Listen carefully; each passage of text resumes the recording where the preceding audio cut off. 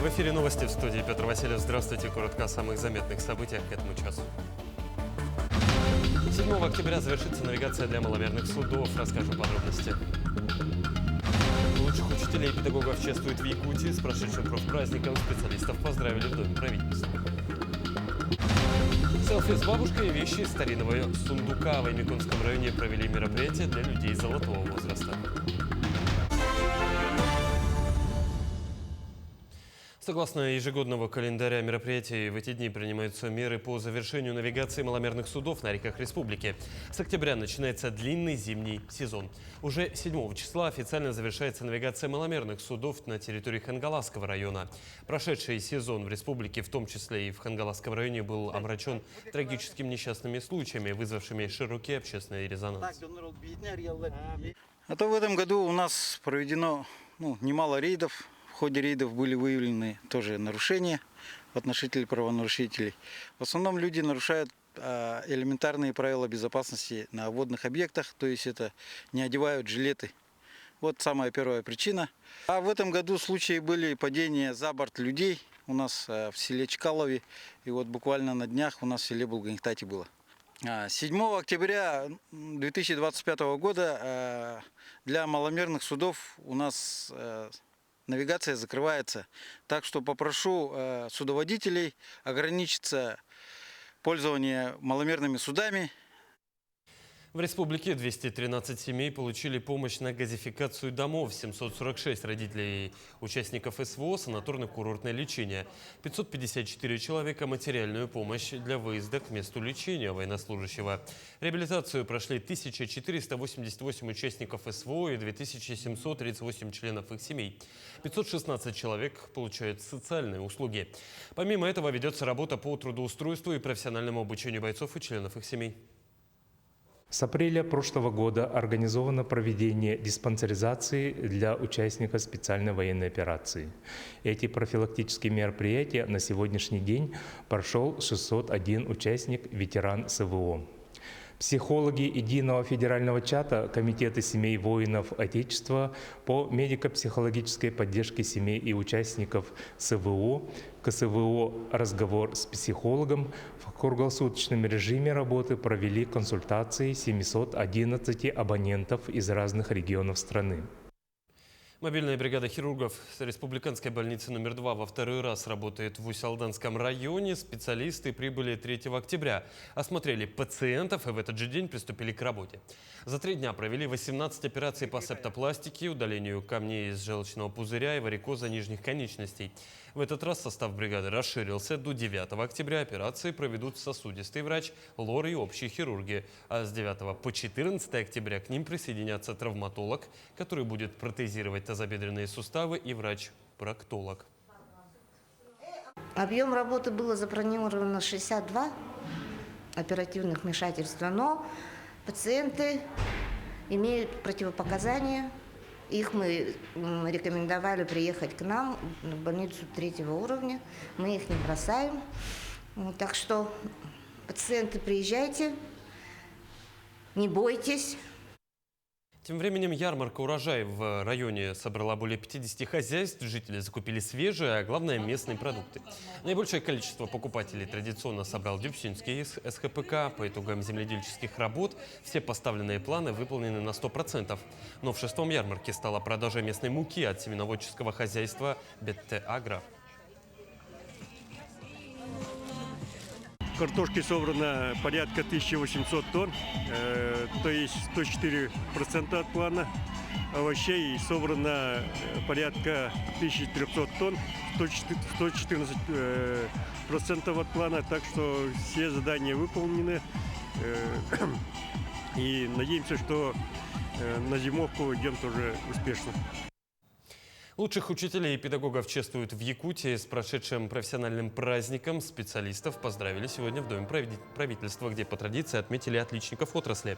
Впервые там озвучили имена 3 победителей спецпремии по физике, размер которой составляет 75 тысяч рублей. Напомню, награду учредили в августе этого года. Она приурочена юбилею народного учителя Российской Федерации Виктора Потапова. Всего же больше 40 специалистов получили госнаграды и премии за успехи и заслуги перед системой образования. Подвели итоги, наметили планы, мы рассказали о законе о особом педагогическом статусе педагогов, который войдет в силу с 1 января 2026 года. Будет оплачиваться молодым педагогам проезд до места работы в районы, подъемные, 100 тысяч рублей, в Арктике 200 тысяч рублей. Ну, очень много различных инициатив. Задача, конечно, поддерживать педагогов. По 8 октября в Вилюйском районе проходит традиционная декада, посвященная профессиональным праздникам ко Дню работника дошкольного образования, Дню учителя и Дню работника доп. Образования. В этот год вся педагогическая общественность района преклоняется перед заслугами народного учителя республики, более 40 лет возглавлявшего Барагонскую среднюю школу, ветерана Великой Отечественной Николая Афанасьева, которому в этом году исполнится 100 лет.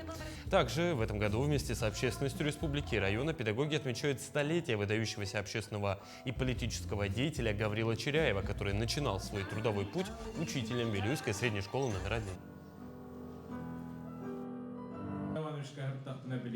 Педагоги Вилюйского УЛУСа встречают свой праздник большими достижениями. Так, у нас Николаева Мария Петровна, учитель технологий Чернышевской средней школы, названа в числе лучших педагогов-наставников республики.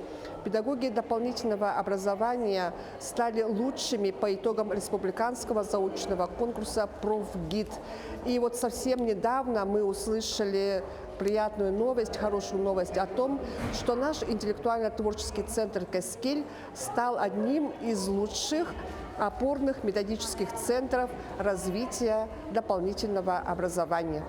В рамках декады пожилых «Славим возраст золотой» в Уснере прошел ряд мероприятий с участием пожилых. Дом культуры «Металлург» с удовольствием проводит для людей золотого возраста вечера отдыха, где бабушки и дедушки, вспоминая за чашкой чая молодые годы, поют, разгадывают викторины, танцуют и, главное, общаются. В этот раз все приняли участие в конкурсе «Селфи с бабушкой» и выставке из бабушкиного сундука. Сегодня праздник нам удался. Песни, частушки пели, потанцевали, фоткались, пообщались, выставку посмотрели, как она очень понравилась, между прочим.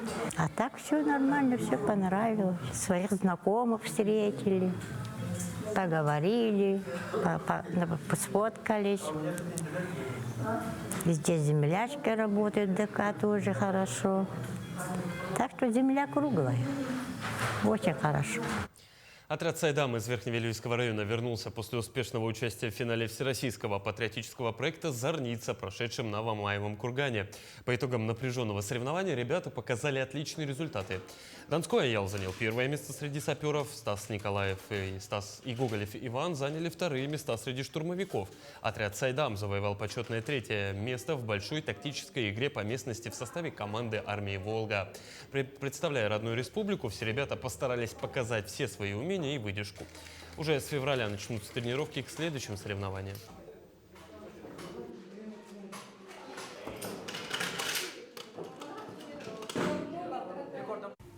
Самый интересный момент для меня это было во время комбинированного марша. Это была очень долгая дорога, очень долгая. Но для меня, к моему удивлению, прошло очень даже легко, потому что я до этого никогда не проходила такие длинные расстояния. Соперники, конечно, у нас были очень хорошие, быстрые. Некоторые даже не кушали, и брали и сразу вперед шли. Благодаря тренировкам наше моральное состояние было подготовлено, так можно сказать. Во Владивостоке прошел показ якутского фильма «Подари мне цветок» дебютной работы режиссера Василия Слепцова. Картина, созданная по мотивам пьесы Семена Ермолаева, погружает зрителей в историю о трех неразлучных друзьях детства. Премьерные показы проходят в Центральном кинотеатре «Уссури» и уже в течение 2 дней собрали самую разную публику – студентов, старшее поколение, земляков и местных жителей. Каждый сеанс подтверждает, интерес к якутскому кино неуклонно растет. Зрители находят в этих историях себя не только в России, но и далеко за ее пределами.